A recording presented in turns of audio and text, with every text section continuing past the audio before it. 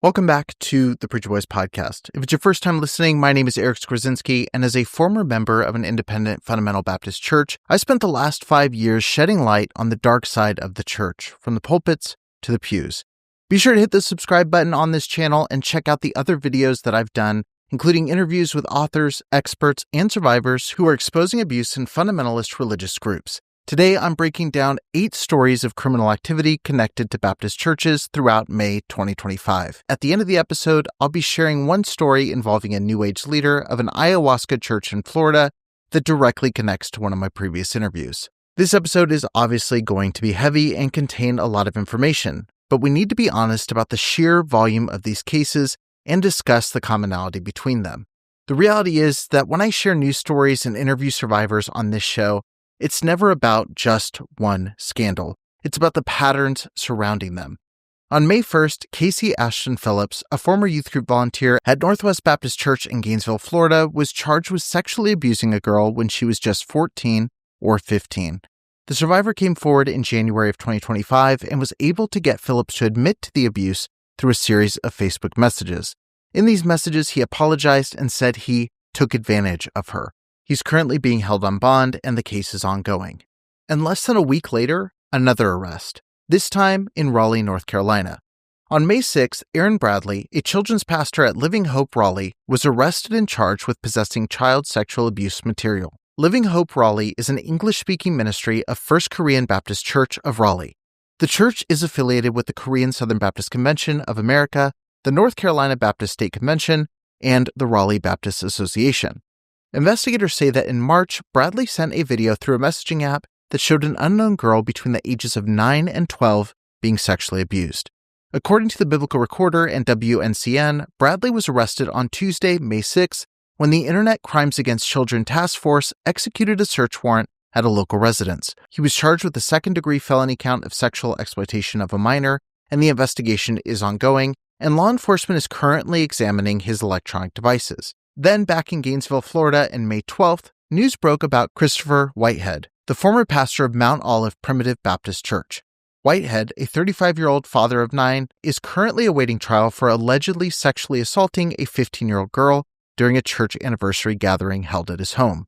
According to the Gainesville police, Whitehead asked the teen to sleep in his bed, where he then assaulted her. The next day, the survivor told Whitehead's wife what happened, and he was confronted. Whitehead has pleaded not guilty.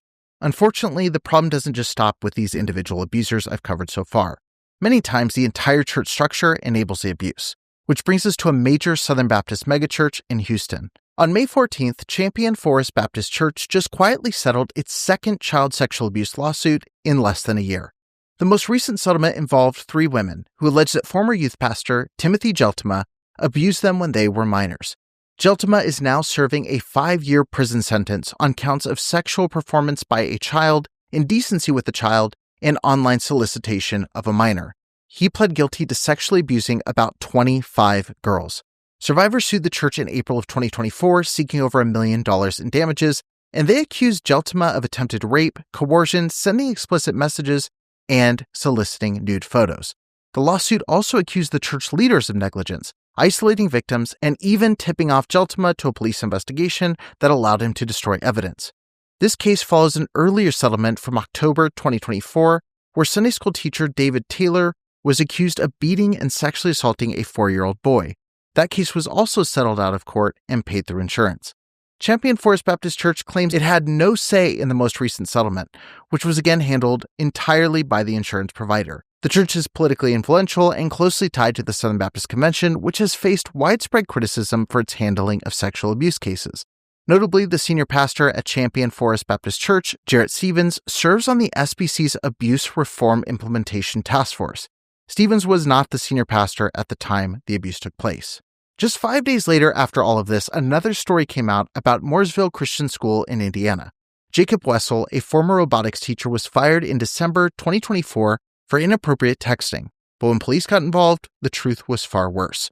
Wessel is now charged with child solicitation, contributing to the delinquency of a minor, and dealing controlled substances. Investigators say that he gave a 13-year-old girl Adderall and marijuana, sent her sexually suggestive texts, and even told her he was in love with her. While the school claims that they didn't know about the drugs or sexual nature of the texts, parents say that rumors about his behavior had been circulating for years. This story is a chilling reminder that abuse often hides in plain sight, and that predators thrive when parents and authority figures don't trust their intuition and brush off predatory behaviors as weird quirks or just rumors. Wessel is currently on the run. Authorities are still searching for him as of this month. On May 19th, another predatory teacher in Arkansas pled no contests to sexually assaulting a boy they met at the church. For those of you that aren't familiar with the legal terminology, a no contest plea means that while you do not admit your guilt, you do admit the truth of the facts alleged in the indictment, information, or complaint and accept punishment. It can be beneficial for defendants because it offers them a way to both avoid a trial as well as to avoid outright admitting guilt. This particular case comes from another SBC-affiliated church in Little Rock, Arkansas, and it flips one particular element common in most of the stories I report on. The offender was a female. Regan Danielle Gray is a former teacher and praise team member at Emmanuel Baptist Church. According to a report by ABC News, the victim's parents discovered a series of highly inappropriate texts and Snapchat messages between Gray and their child, which they reported to the church leadership. Court documents describe the progression of the abuse, stating it began with those highly and inappropriate sexual messages that were sent via iMessage from then 23-year-old Gray to her 15-year-old victim. And it progressed to Gray sending daily naked photographs of her breasts, vagina, and buttocks to John Doe through Snapchat. It progressed eventually to 5 to 10 occurrences of physical sexual assault, which resulted in John Doe suffering catastrophic, significant, and permanent injuries due to the sexual abuse and sexual assaults he endured on Emmanuel's grounds. John Doe's suffering included full-body panic attacks characterized by complete physical immobility, a drop in his heart rate, and muscle tension. To make matters worse, when Pastor Stephen Smith was made aware of this abuse, he allegedly took Gray out of ministry for a week to a month-long period. Stephen Smith also assigned his own wife, Ashley, to be Gray's accountability partner. Shortly after being taken out of ministry, Gray told Stephen Smith how depressed she was not being able to serve the children at Emmanuel. Stephen Smith then allowed Gray to go back into student ministry. According to evidence presented in the trial, Emmanuel Baptist Church follows a procedure when an allegation of abuse of violent crime is brought forward against a volunteer. The Emmanuel Safe Sanctuary Committee decides after an internal investigation if the person in question is allowed to continue volunteering or not. I suppose it should come as no surprise to anyone when I say that ABC News reported that Emmanuel Baptist is also currently involved in 2 ongoing lawsuits alleging the church engaged in the cover-up of sexual abuse. Gray is named in one of those suits. On March 28, 2024, Pastor Stephen Smith resigned after deacons drafted a letter accusing him of mishandling abuse in other cases. His resignation came just a few months after the pastor had held a board meeting to discuss how to address child sexual abuse investigations. A meeting, I might add, that deacons with relatives who had been abused by ex-church workers were specifically barred from attending. The actions of those who abused were awful and wrong. And I'm brokenhearted that they harmed anyone, especially at our church, with our family at Emmanuel. My handling in these situations should have been better. And again, I just want to be clear about that. So much of this winds up in the papers anyway. I want to just communicate directly with you instead of you wind up hearing it from another source. I want you to hear it from me directly and not from outside media. Gray has been sentenced to 6 years probation and will be required to register as a sex offender. While most of the stories I cover involve sexual abuse, this next case highlights a different kind of abuse: financial exploitation of a congregation. On May 21, 2025, First Baptist Church in Bel Air, Maryland, finally released a public statement regarding the 5-count criminal indictment filed against its former pastor almost 2 months earlier. Daniel J. Champ, longtime pastor of First Baptist Church, is facing 5 felony charges for stealing over $135,000 from the church between 2019 and 2024. This fraud came to light when church officials discovered charges for DoorDash, PayPal, and even sports betting linked to the church's accounts. Allegedly, when members began asking questions, the leadership stayed silent. Finally, after several news outlets had already reported on the story, First Baptist Church in Bel Air issued a public statement on May 21, 2025 at 4:53 p.m. It read as follows: "Here at First Baptist Church, we always endeavor to do the will of the Lord, that is, to preach the gospel, to further the gospel's reach, and to reach the gospel truth.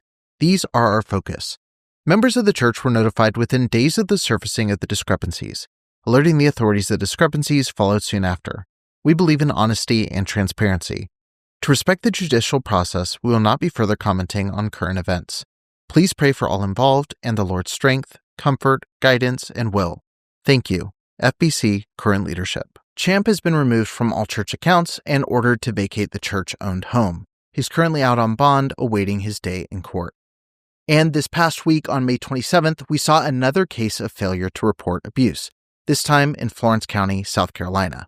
Lauren Boyce, an employee at Maranatha Christian School, was sentenced after slamming a child's head into a crib and dropping another child on a playground. She served only 83 days in jail and was released. 3 other staff members, including the pastor, have been charged with failure to report the abuse. Their cases are still pending.